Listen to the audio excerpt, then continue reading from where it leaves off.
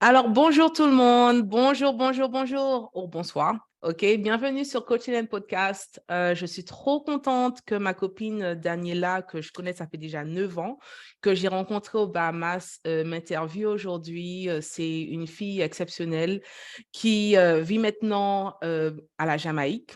Elle parle anglais et elle parle français, donc elle comprend un petit peu les deux cultures, francophone et la culture anglophone. Et voilà quoi, c'est la personne que j'ai choisie. Pourquoi? Parce que je sais qu'elle comprend un petit peu ma mentalité, elle connaît un petit peu ce qui je suis, puisque bon, après 9 ans, bon, on ne connaît pas totalement quelqu'un, mais elle me connaît un petit peu plus que d'autres personnes en fait qui ne me connaissent pas. Et donc, elle pourra me poser des questions en fait qui vont vous permettre de me connaître davantage. Et donc, maintenant, eh ben, Daniela, vas-y, on commence, hein, pose-moi des questions. Elle va me poser des questions sur le podcast, qui je suis, qu'est-ce qui m'a inspirée et tout. Donc, vas-y, Dani.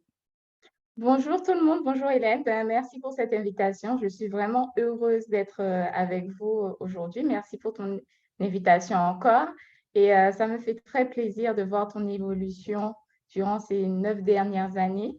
Oh, ça me Tu fait es pleurer. passé par les Bahamas, après l'Angleterre, maintenant cette nouvelle aventure aux Émirats.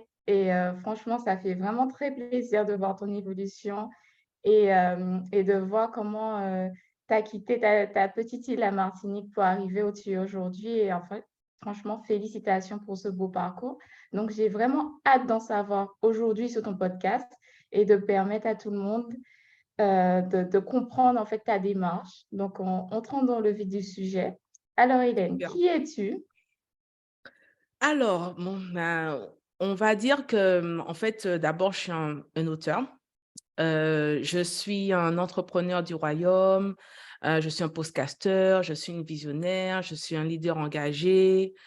Je suis fondatrice aussi d'un mouvement qui s'appelle le RPTL, qui s'appelle Raising Purpose Driven Teen Leaders, qui est vraiment un mouvement de parents en fait qui s'associent en fait dans mon entreprise pour justement aider leurs préadolescents à libérer leur potentiel, à vraiment découvrir en fait leur destinée. Parce que moi, je trouve que c'est important par rapport à ce que je n'ai pas eu quand j'étais jeune, qu'il y ait des gens en fait qui vraiment aident les jeunes à réaliser leurs rêves, à voir plus grand, à avoir cet esprit de grandeur en fait que moi vraiment j'ai pas eu quand j'étais petite. C'est vrai que en quittant la Martinique, ça m'a permis de voir autre chose et donc, je me suis dit, eh ben, pourquoi pas venir ici et puis aider. J'ai aussi créé 2 académies. En fait, c'est une académie en fait, pour les parents, une académie aussi pour les écoles, où j'aide en fait aussi aux élèves en fait, et aux jeunes en fait, à grandir dans leur leadership, dans la découverte personnelle, la découverte de soi, la confiance en soi, l'estime de soi. Parce que je pense que c'est quelque chose qu'on n'a pas forcément dans le milieu occidental et que c'est quelque chose qu'il faut vraiment développer puisqu'en fait, ça fait près de 10 ans, non 12 ans que je suis aussi enseignante de français langue étrangère un petit peu. J'ai enseigné un peu partout dans le monde, en Angleterre, comme tu as dit, aux Bahamas, maintenant je vis au Qatar. Donc en fait, j'ai vu un petit peu le système éducatif, j'ai vu un petit peu, quelles sont un petit peu les failles. Bon, rien n'est parfait, hein, mais bien sûr, moi je veux juste apporter en fait une pierre, à l'édifice et justement faire en fait ce que je peux pour aider en fait la société de demain. Donc voilà, c'est ça en fait, c'est ce que je fais. En gros, c'est ça, Hélène. D'accord, tu as parlé du royaume. C'est quoi le royaume selon toi? Ah oui, alors en fait, pour moi, quand je parle du royaume de Dieu, c'est qu'en fait, il y a, à travers mon parcours, j'ai vu en fait, puisqu'en fait, j'ai grandi dans, on va dire, un esprit de religiosité. Et au fur et à mesure, en fait, j'ai compris en fait que par rapport à ma relation avec Dieu, en fait, où j'ai donné ma vie à Christ quand j'avais 25 ans. Je suis toujours jeune, n'est-ce pas? Je suis toujours jeune. Mais après, je dis ça, puis 20, ça fait près de 12 ans que j'ai donné ma vie à Christ. Et j'ai vu en fait que le royaume de Dieu, c'est pas une religion, ce n'est pas quelque chose en fait c'est pas un système en fait où on doit être obligé de faire quelque chose, mais c'est plus en fait une réconciliation entre Dieu et son peuple. C'est juste une culture que Dieu veut faire partager dans le monde, une culture d'amour, une culture de paix, une culture où justement il veut montrer son amour à ses enfants, quoi. Donc, en fait, c'est pour ça que moi, j'ai envie dans le podcast de montrer ces 2 systèmes-là, en fait. Le système où j'étais avant, le système du monde et le système de Dieu, pour montrer, en fait, que vraiment, grandir avec Christ, grandir, en fait, dans ce cheminement où on accepte, non seulement Dieu comme son sauveur, mais comme son Seigneur, que c'est vraiment, il y a beaucoup de bénéfices, en fait, dans ce parcours-là et je pense que quand on comprend pas un petit peu, il y a certaines choses qu'on fait, il y a d'autres choses qu'on ne fait pas. Mais en fait, moi, c'est juste vraiment pour donner une perspective différente aux gens, pour qu'ils puissent voir qu'il y a une autre manière de voir les choses et c'est la manière du royaume de Dieu. C'est ce que je vais utiliser dans le podcast, en fait. Alors, en gros, pour, résumer ce que tu as dit, c'est plus un mode de vie aussi? Ouais, ouais, ouais, c'est un mode de vie. Merci beaucoup, D'accord. Daniela. Et tu as mentionné tout à l'heure là, tu as fait ce podcast pour pallier aux choses que tu n'as pas eues dans l'enfance. Selon toi, qu'est-ce qui t'a manqué, en fait, quand tu étais, adolescent? On va dire que, bon, ceux qui regardent mon podcast aujourd'hui, bon, bien sûr, comme tu as dit, il y a eu un changement, il y a une évolution, en fait, dans ma vie. Et bon, quand j'étais jeune, j'étais vraiment, j'avais très peu confiance en moi. J'étais quand même, je ne veux pas dire harcelée à l'école, mais j'avais quand même un petit peu d'harcèlement où voilà, quand il y avait certains élèves qui me disaient certaines choses qui ne me plaisaient pas forcément. Et donc, ça m'a permis en fait de me retirer un petit peu. J'avais pas beaucoup d'amis quand j'étais jeune en fait à l'école, parce que justement, je pense que ils me comprenaient pas, je les comprenais pas et donc en fait, j'ai grandi dans un système en fait d'isolation où, voilà quoi, j'étais toujours avec ma grand-mère, toujours avec ma famille et donc j'ai pas vraiment connu une enfance où, je sortais tout le temps avec mes amis parce que justement, j'avais, je pense déjà cette mentalité où, je voulais accomplir de grandes choses, mais je savais pas ce que je voulais accomplir et donc j'avoue que s'il y avait peut-être un professeur ou quelqu'un d'autre, en fait, qui avait vu que j'avais autre chose à offrir, en fait, qui m'avait vraiment poussé à sortir de mes gonds, à être plus, avoir plus confiance en moi. Je pense que peut-être que mon parcours était différent, mais j'accepte mon histoire parce qu'en fait, je peux être cette personne-là, en fait, ou d'autres jeunes, en fait, qui n'ont pas cette confiance en eux, qui ne savent pas où aller, qui sont un petit peu perdus. Et donc, moi, j'avoue que je me suis accrochée à ma passion qui est l'anglais. J'adore l'anglais. C'est pour ça que j'ai vécu, ça fait près de 12 ans dans des pays anglophones. Et bon, c'est quelque chose que je pourrais pas retirer de ma vie, quoi. Ça fait partie de toi, de mon identité. Quand on parle de Christ, quand on parle de la Martinique, on parle du milieu francophone, il y a des trucs qu'on ne peut pas retirer. Et j'avoue que l'anglais, ça fait partie de ma passion, de mon DNA, comme on dit. Look at Donc, you today. yeah, Ça yes, ça that's veut it. je pense effectivement que tu as pu transcender tes douleurs et tu as pu, faire de belles choses. Si aujourd'hui tu as réussi à faire ce podcast, c'est que tu as travaillé sur ta timidité. Ouais, définitivement, définitivement. Et justement, c'est ça en fait. C'est montrer aussi que je pense que j'aurais pas pu faire ça si j'avais pas compris en fait mon identité en Christ. Parce que c'est en lisant la parole de Dieu que ça m'a permis de voir en fait euh, ce que Dieu a mis en moi. Et en vraiment changeant en fait en comprenant en fait l'identité en Christ, mon identité en Christ, ça m'a permis de voir aussi que je suis la lumière. Quand on est une lumière, on ne peut pas se cacher, on peut pas la lumière justement, on retire les ténèbres. Donc à un moment donné, je me suis dit: «Je dois devenir cet agent de transformation que Dieu, m'a appelé à être». Pour que puisse être justement aider d'autres personnes qui sont dans l'obscurité, qui sont dans l'ignorance, qui ne comprennent pas certaines choses parce que c'est tout ça en fait. C'est justement comme je disais, le système du royaume de Dieu, comme tu as dit, c'est un mode de vie, mais c'est aussi une découverte de soi. Et je me suis découverte, je suis arrivée au stade de ma vie où, certes, il y a d'autres facettes que je ne connais pas, mais je connais mon appel, je sais qui je suis et je suis trop contente. Je suis super contente que Dieu m'ait choisie pour pouvoir mener à bien l'appel qu'il a mis dans ma vie, quoi. Moi, je dis oui, oui, oui, oui, oui à tout ce qu'il me dit. Voilà. Mais un truc qui me fascine avec toi, c'est ta facilité de parler comment dire, de ta spiritualité. Je sais que dans le contexte francophone, on va pas parler de Dieu. Déjà, on est dans un pays laïque en Martinique, en France. C'est Mhm. très rare qu'on va mentionner ses croyances, quelle que soit la croyance, hein, quelle que soit la spiritualité. Et je suis fascinée par ça. Et c'est vrai qu'on retrouve très, très souvent ça dans le contexte Mhm. anglophone. Par exemple, aujourd'hui, je suis à la Jamaïque où des fois, au travail, les gens vont prier le matin, dans les écoles, ou même l'hymne national du pays est basé, en fait, parle de Dieu. Ouais. Et j'aime cette facilité que les gens ont dans le contexte anglophone de parler de leur spiritualité, de parler de leurs croyances, et quelles que soient en fait ces croyances en fait.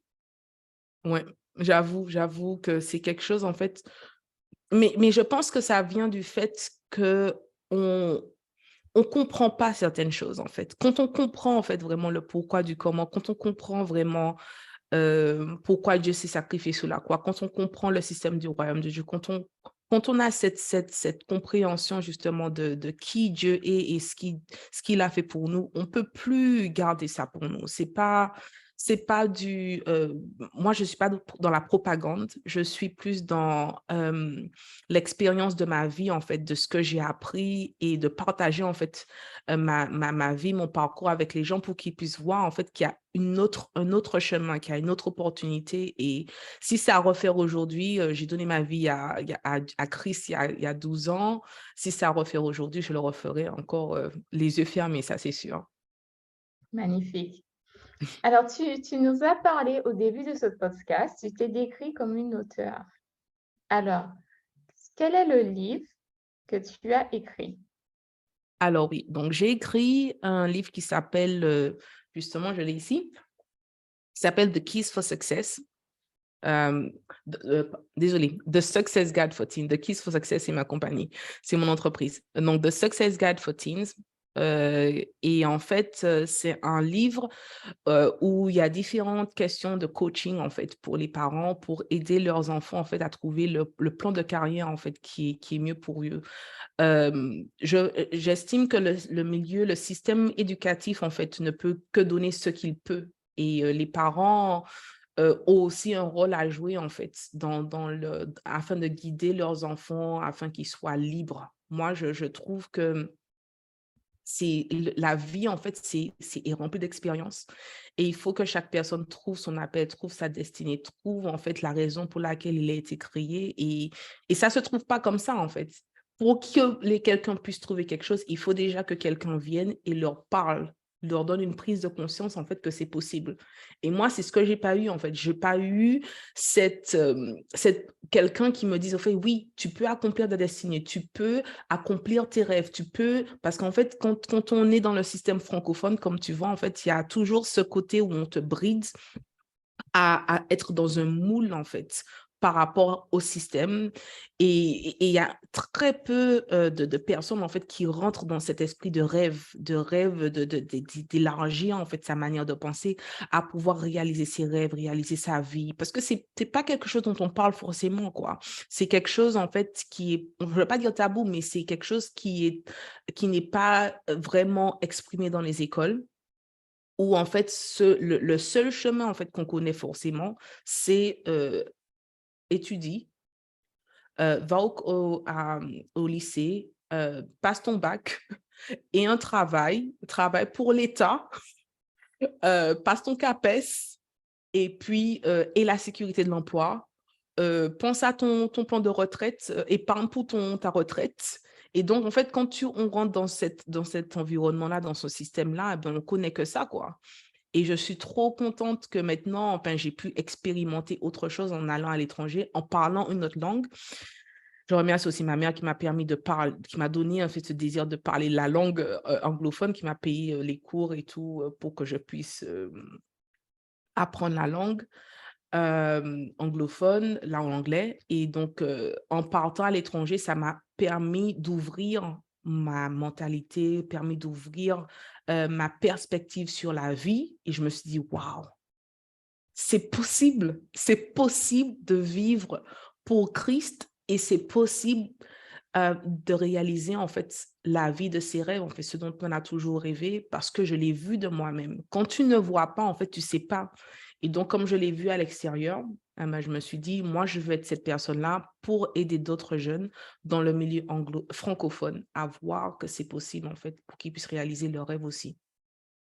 Donc, selon toi, dans le milieu francophone, disons, on forme les jeunes à un métier, on forme les jeunes à une carrière, mais on ne leur forme pas suffisamment dans ce qu'on appelle, on dira la mission de vie. On ne leur forme pas Voilà, à trouver, en fait, euh, leurs talents, leurs dons, ce en quoi ils sont doués et comment, en fait, ils peuvent fructifier, en fait, ces talents-là pour servir plus tard, en fait, pour servir à la société.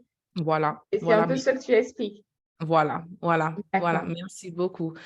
C'est pas, en fait, je pense que c'est pas que dans le milieu en francophone aussi, dans le milieu anglophone, je trouve aussi qu'il y a ce problème-là. En fait, c'est juste un système qui est établi, ça fait déjà depuis plusieurs années. Et maintenant, eh ben, il faut qu'il y ait, en fait, c'est pour ça que j'associe en fait le spirituel à ma vie aussi, parce qu'il faut qu'il y ait un libérateur, il faut qu'il y ait des gens qui soient des agents de transformation, qui soient là, qui ont été équipés pour accomplir une mission bien précise. Et la mission de ma vie, en fait, c'est d'éclairer en fait les parents, d'éclairer les écoles, d'éclairer les jeunes ou quelques personnes qui soient vraiment connectées à la jeunesse, de voir qu'il y a autre chose que juste d'avoir un plan de carrière. Il y a une mission de vie à Mhm. avoir aussi. Mais quel que soit, là, on se rend compte depuis après le Covid, de plus en plus de personnes parlent de mission de vie. Il y a beaucoup Mm. de personnes qui ont éveillé leur spiritualité et de plus en plus de personnes quittent ce qu'on appelle les bullshit jobs pour en Ouais. fait se recentrer sur ce qu'ils veulent faire ou ce qu'ils ont Mm. aimé faire et ce qu'ils n'ont Mm. pas pu faire. Voilà. Et je trouve ta démarche très bien parce que si dès plus jeune, dès à 4 ans, 5 ans, le parent décèle que cet enfant, eh ben, il est doué, il sait faire des puzzles, il aime jouer avec des Legos, ben, peut-être que ce sera un futur architecte. Voilà. Il aime grimper aux arbres, il est dynamique. Ben, on va Voilà. lui trouver un métier qui est en lien avec ses talents au lieu de l'enfermer dans une case. Voilà, voilà, voilà. Je pense qu'il faut que le système, quel que soit le système anglophone et francophone, qui se focalise plus sur la découverte de soi au lieu voilà, comme tu dis, de les mettre dans les cases. Parce qu'il y a beaucoup de jeunes, en fait, qui ont beaucoup de potentiel. Et comme ils font partie du système, en fait, ils sont un peu perdus, quoi, parce qu'ils ne savent pas ce qu'ils veulent faire et ils n'ont pas de directive. Et il y a plein de personnes, en fait, aussi. On sait que beaucoup de personnes travaillent, ont des métiers, mais qui ne sont pas forcément épanouis dans leur métier. Donc, en fait, ils sont là juste pour l'emploi, ils sont là juste pour l'argent, mais ils n'ont aucune passion. Et donc, en fait, c'est un cercle vicieux, c'est un système vicieux, en fait. Et moi, j'ai envie je ne vais pas dire par rapport de briser le système, parce que je ne pourrais pas le faire de moi-même, mais d'apporter, comme je vous ai dit, une partie de ce que je fais, en fait, pour aider des jeunes, en fait, qui peuvent accomplir leur mission sur Terre. D'accord. Et qu'est-ce qui t'a inspiré à faire ce podcast? Je dirais que j'ai vu plusieurs personnes, en fait, qui ont vraiment eu une vie où il y avait the wholeness, le caractère holistique de leur vie, en fait, où ils ont vraiment grandi en eux et ils ont vraiment ils ont vraiment eu du succès dans leur vie. Et donc, moi, je me suis dit que il faut le faire parce que ça fait près de 12 ans que je vis dans un milieu anglophone et je me suis dit qu'il faut que ce que j'ai appris dans le milieu anglophone, il faut que je le ramène en fait dans mon pays parce que beaucoup de personnes partent et ne reviennent pas. Et moi, je me suis dit non, si Dieu m'a permis de partir et d'élargir mes territoires et d'élargir ma perspective, il faut que je retourne en fait dans mon pays natal, que je retourne en fait dans le système où tout a commencé pour justement aider d'autres personnes en fait à voir qu'il y a d'autres, qu'il y a une autre manière de vivre, une autre manière de faire. Et si ça peut les inspirer à trouver leur chemin, ah ben, voilà quoi, j'ai accompli déjà quelque chose de grand. Moi, je suis pas dans le m'as-tu vu, je suis pas dans le il faut le faire pour avoir avoir des abonnés. Moi, je suis dans l'authenticité, je suis dans le vrai. Je suis passionnée par rapport à ce que je fais. Et pour moi, si ça peut changer la vie d'une personne, c'est quelque chose que j'ai accompli, quoi. Et c'est important de faire les choses, pas pour l'argent, pour gagner quelque chose en retour, mais juste parce que tu as envie de servir, tu as envie de faire une différence, tu as envie d'ajouter quelque chose de positif dans la vie des gens. Et c'est encore une autre manière de faire dans le système du royaume de Dieu. Le royaume de Dieu, en fait, c'est l'amour. Le royaume de Dieu, c'est donner. Le royaume de Dieu, c'est ajouter de la valeur. C'est pas prendre, faire pour avoir. C'est non, c'est on est qui on est, on connaît notre quantité et on ajoute, on aide, en fait, d'autres personnes à accomplir mieux et même mieux que moi. Mmh.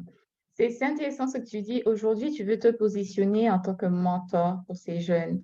Mais toi, dans ton parcours, qui a été ou peut-être qu'il y en a plusieurs, est-ce que tu as des mentors, en fait, ou des personnes qui t'ont inspiré justement à être là aujourd'hui? Il y a 2 personnes, en fait. Maintenant, il y en a 3 personnes qui ont vraiment transformé ma vie. Bon, bien sûr, on va dire 4. 4 personnes qui ont vraiment transformé ma vie. Donc la première personne, c'est, le pasteur, en fait, qui a prêché pour que je donne ma vie à Christ. Parce que s'il n'avait pas été dans son appel, j'aurais peut-être pas donné ma vie à Christ à ce moment-là.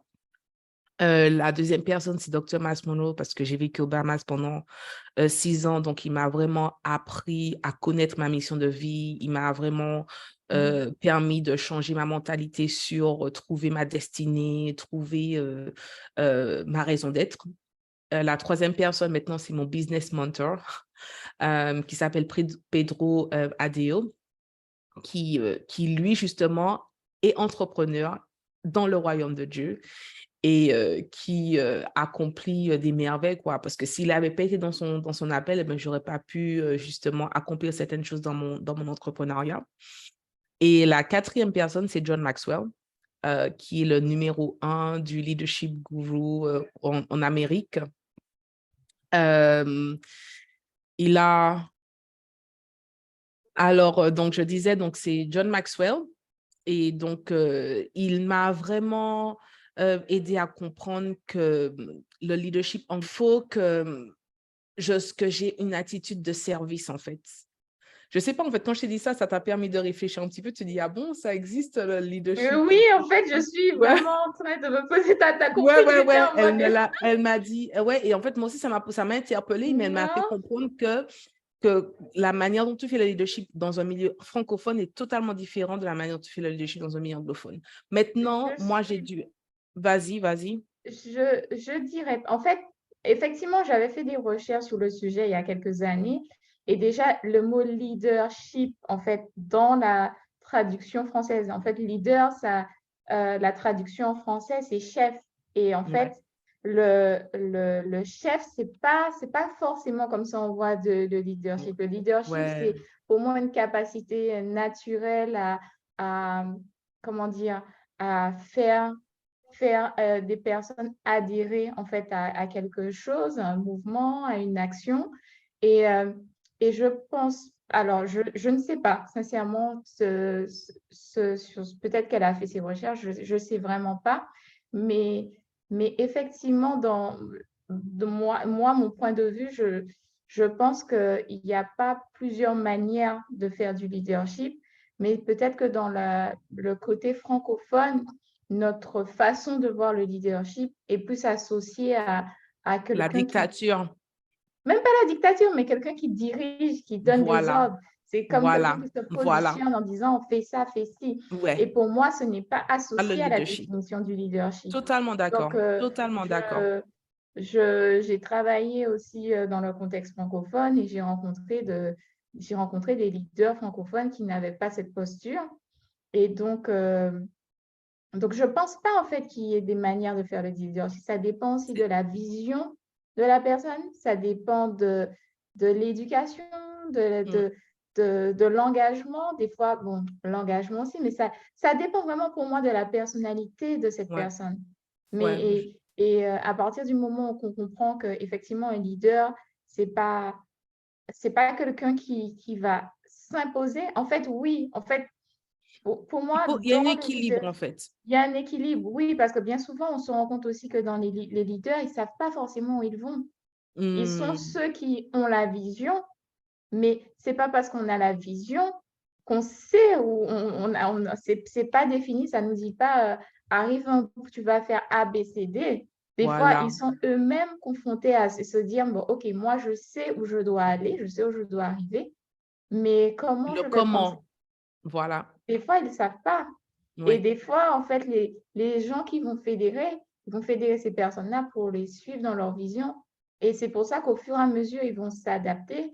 Mais pour moi, il faut et je vois aussi cette notion de leadership aussi de façon, présente, dans le mmh, sens où je me dis qu'on est tous humains voilà, et on fait tous, totalement, des erreurs.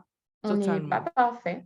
Et voilà. des fois, c'est pas parce qu'on peut avoir un grand leadership ou beaucoup de qu'on va pas qu'un leader ne va pas faire d'erreurs, en fait. Et Totalement, c'est comme ça que je totalement. vois les choses. Et tu vois, c'est ce que j'aime, en fait. C'est pour ça que je t'ai choisi parce qu'en fait, tu comprends les 2, tu comprends ma mentalité, tu vois? Et tu pallies, en fait, avec le milieu, anglophone et le milieu francophone et tu vois un petit peu comment ça fonctionne. Et pour moi, en fait, avec John Maxwell, comme je disais, lui, en fait, il m'a permis de comprendre, en fait, c'est quoi un leader transformationnel.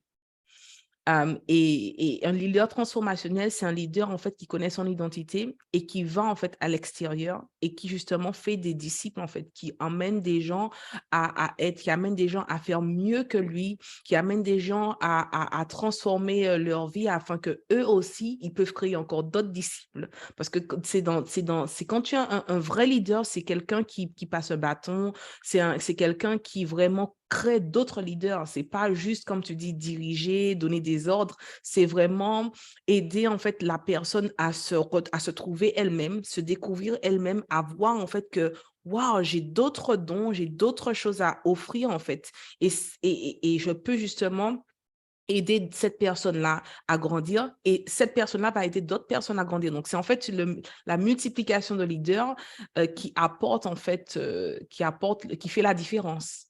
Et Bien c'est ce que sûr, c'est j'aime une avec des lois du leadership. Le leader crée d'autres leaders. voilà, Et mais ouais, ça veut pas dire aussi, dans le contexte, anglophone aussi, j'ai vu des personnes qui se positionnaient en tant que chef. Donc, voilà aussi, dans je dans les 2 modes de système. vie francophones, Mmh, dans les 2 systèmes francophones et anglophones, il y a, tout le monde a sa façon de percevoir le leadership, en fait. totalement, c'est vrai, Donc, c'est vrai. après, ça ne veut pas dire que tous les gens du contexte francophone ont un excellent leadership. Non, comme je l'ai dit, on est humain et on fait avec notre compréhension et puis on fait avec les qualités qu'on a. J'adore. J'aime beaucoup ce que tu as dit, j'aime beaucoup ça. Et en fait, c'est là où ça me permet en fait de justement d'élaborer sur le plan du leadership en Christ. Parce que quand on comprend, en fait, Jésus, c'était le plus grand leader des temps pour moi. C'est ma manière de voir les choses. Parce qu'en fait, ils étaient soumis à une autorité qui était l'autorité du Père. Et donc, en fait, c'est arriver à comprendre, en fait, quel est le leadership en Christ. Et justement, quand on comprend un peu plus ça, en fait, parce que pour moi, la Bible a tellement de facettes, tellement c'est une parole qui est super active et qui permet de voir un petit peu les pensées de Dieu, qui permet de comprendre un petit peu comment Dieu opère sur plein de plans sur notre vie, en fait. Et comme moi, je ne savais pas, Donc, j'ai dû apprendre, en fait, à avancer avec Dieu, apprendre à lui faire confiance, apprendre à entrer dans l'obéissance. Donc, maintenant, en fait, c'est ce que j'enseigne aussi à mes mentees, vraiment le leadership en Christ et voir, en fait, comment Jésus vivait, en fait, afin de créer d'autres disciples, qui a créé d'autres disciples. Et maintenant, je suis un disciple en Christ, quoi. Donc, c'est quelque chose qui a perduré, qui perdurera toujours. Et quelle est la vision pour ton podcast? Quelle est ta vision en tant que toi, leader? Mm. Comment imagines-tu ton podcast? Alors, déjà, pour moi, le podcast, c'est, en fait, j'ai écrit quelque chose, en fait, je regarde.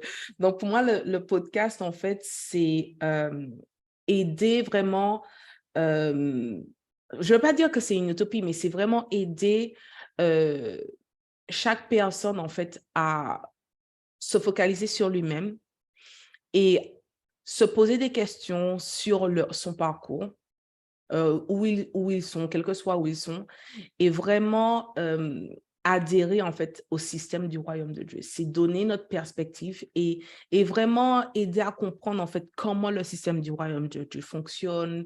C'est pas forcément juste pour les pasteurs, c'est vraiment aller dans le marketplace. Moi, je sais pas comment on dit en français le marketplace. La place Euh, de marché? la place de marché, en fait, c'est-à-dire aller au-delà de l'établissement de l'Église, des four walls, des quatre murs de l'Église, mais aller au-delà et sortir, en fait, de cette mentalité où on doit être à l'Église, à l'Église, à l'Église, à l'Église tout le temps, mais sortir de ça et, en fait, aider d'autres personnes, en fait, à comprendre certains concepts comme le concept d'identité, le concept du succès, le concept de, des valeurs en Christ, juste pour qu'on puisse justement aider certaines personnes et créer un monde meilleur. Parce qu'en fait, c'est en se focalisant sur les jeunes, en se focalisant sur équiper, en fait, quels que soient les gens qui sont euh, liés à quels que soient les jeunes, qu'on peut justement leur donner des outils afin qu'ils puissent exceller dans leur vie, afin qu'ils puissent justement rendre le monde meilleur, puisqu'en fait, les adolescents, ce seront les futurs leaders de demain. Et pourquoi attendre quand on est adulte pour changer certaines choses alors qu'on peut commencer, comme je te disais avant, quand ils sont jeunes, en fait. Donc, le podcast, c'est vraiment euh, permettre aux gens, en fait, d'avoir une différente approche du royaume de Dieu et leur donner une autre perspective de certains concepts, en fait, qu'on n'a pas forcément, qu'on ne comprend pas forcément dans notre vie. Voilà. D'accord. Et qu'est-ce que ton podcast a de différent par rapport aux autres podcasts? Alors, je dirais que mon podcast, en fait, il est authentique. Euh, parce qu'en fait, c'est plus conversationnel, en fait. C'est pas... Moi, je ne suis pas dans le faire les choses, en fait, du tic au tac, en fait, de manière parfaite. Moi, j'estime qu'il faut donner la place, en fait, à la personne, la place à la discussion, la place à, à, voilà. Tu as envie de tousser, tu tousses. Non, pas du tout. Mais c'est ça, en fait, c'est ça, c'est le caractère authentique, c'est la conversation, c'est pas Oh juste non. quelque chose de guindé, c'est pas, on n'est pas dans le show. Je veux pas que ça soit un show, je veux que ça soit conversationnel, que les gens, en fait, qui s'expriment, en fait, disent vraiment, parlent avec le cœur. Surtout parce que c'est... Bois un Attends, peu Hélène, d'eau. tu vas Bois un couper peu ça parce d'eau. Bois un peu d'eau. C'est bon. c'est bon. T'as pas bu de l'eau? Non, non, c'est bon. Non, non, mais c'est ça, en fait. Je veux que ça soit authentique et vrai et que chaque personne, en fait, s'y trouve, chaque personne rit. Voilà. Déjà ça, voilà. Que ça apporte du bonheur, de la joie de vivre, en fait, et que chaque personne soit vraiment impliquée, intéressée à ce qu'on dit, quoi. Donc, voilà. Donc, et en fait, Mais tu l'as déjà dit, en fait, de Ouais. plusieurs façons, mais qui Mm. cibles-tu dans ton podcast? Comment? Qui cibles-tu? Ouais, je l'ai déjà dit en fait, excuse-moi, c'est toutes personnes qui sont vraiment liées à la jeunesse, en fait, à les parents, les écoles, toutes personnes qui sont vraiment, qui ont vraiment un attachement en fait à être équipées pour aider en fait la nouvelle génération à être transformée, bien sûr, selon le royaume de Dieu, selon une autre perspective qui est différente du royaume du monde.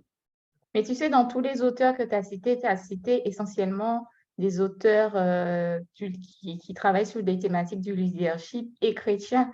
Donc en Mm, fait, je comprends dans ton podcast, dans la façon dont tu l'expliques, que tu veux faire un podcast qui, pour des adolescents et pour les parents ou pour les personnes qui encadrent les adolescents, mais aussi basé en fait sur ta spiritualité, bah, en fait, tu veux faire un podcast chrétien pour des adolescents. C'est comme ça, moi, je le comprends, en fait. oui, oui. Mais c'est ça en fait. Je veux faire comprendre aussi que ma spiritualité ne se détache pas en fait de qui je suis. Je ne veux pas dire Hélène, elle, elle croit en Dieu que le dimanche, quoi. Je veux montrer c'est un tout. Qui je suis, en fait, inclut ma spiritualité. Et tout découle, en fait.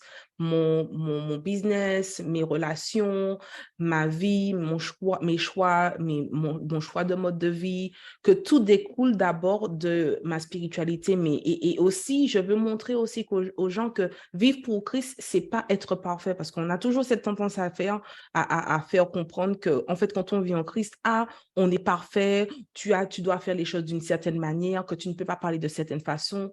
J'ai mes défauts, je suis aussi, comme tu dis, humaine. Et en fait, je veux briser en fait cette mentalité qui est erronée où quand on vit pour Christ, on doit être parfait. Non, non, ce n'est pas ça. Vivre pour Christ, c'est une relation d'abord personnelle avec Dieu. Et après, en fait, c'est le Saint-Esprit qui fait les choses, en fait. D'accord. Et quel conseil donnerais-tu à un adolescent qui, par exemple, qui nous écouterait et qui voudrait trouver sa mission de vie? Alors, je dirais d'abord qu'il faut qu'il choisisse, en fait, est-ce qu'il veut vivre pour le monde ou est-ce qu'il veut vivre, en fait, pour Christ. Il faut qu'il fasse un choix dans la vie, en fait, tout choix a des conséquences et il faut qu'il choisisse, en fait, le plan, en fait, qui est pour lui. Est-ce qu'il veut choisir la bénédiction ou la malédiction? C'est à nous, en fait, c'est à partir des choix qu'on fait, en fait, que nous façonnons notre destinée. Et je lui dirais que d'abord, c'est choisir, en fait, choisis le plan, choisis euh, le path. Comment on dit le path en français? The path, tu vois, Ouais, le chemin, le chemin. ouais, le Voilà. chemin, la Voilà, route. choisis la position, en fait, qui est pour toi.